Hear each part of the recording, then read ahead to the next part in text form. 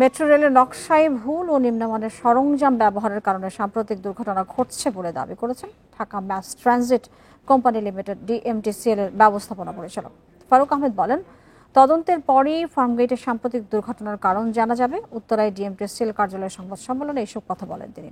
এ সময় দায়ীদের বিরুদ্ধে ব্যবস্থা নিতে সরকারের প্রতি আহ্বান জানান ব্যবস্থাপনা পরিচালক।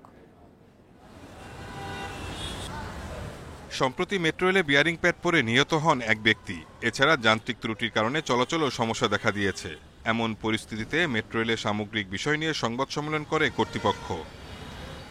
ডিএমটিসিএল এর ব্যবস্থাপনা পরিচালক বলেন, মেট্রো রেলে নিম্নমানের মালামাল ব্যবহার করেছে ঠিকাদার প্রতিষ্ঠান।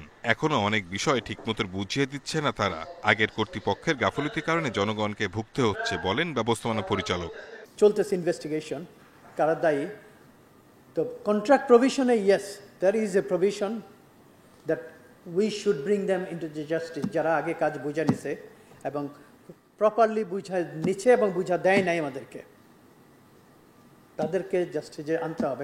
ফার্মগেটে সাম্প্রতিক দুর্ঘটনার বিষয়ে তিনি বলেন, ঘটনার প্রকৃত কারণ জানতে তদন্ত চলছে। মেট্রো রেলের কোনো বিয়ারিং প্যাড পরিবর্তন করতে হবে কিনা তা পরীক্ষা করা হচ্ছে। কন্ট্রাক্টরের দায়িত্ব থাকে সমস্ত মেজর ডিফেক্টস রিপ্লেসমেন্ট করা, ঠিক আছে? এটা বোধ একদম ক্লিয়ার, এটা কোনো অ্যাম্বিগুইটি নাই যে এটা থাকে না। বুঝে নাও মানে কি, ট্রেন অপারেশনের পারমিশন পাওয়ার পরেও 2 বছর কন্ট্রাক্টরের দায়িত্ব থাকে মেজর ডিফেক্ট রিপেয়ার করা। মেট্রো রেলে লাইন 1-এর প্রকল্প পরিচালক না থাকার বিষয়টি স্বীকার করে ফারুক আহমেদ জানান, দ্রুতই আরও 4 থেকে 5 জন প্রকল্প পরিচালক নিয়োগ দেওয়া হবে। Shahid Ahmed, independent news, Dhaka.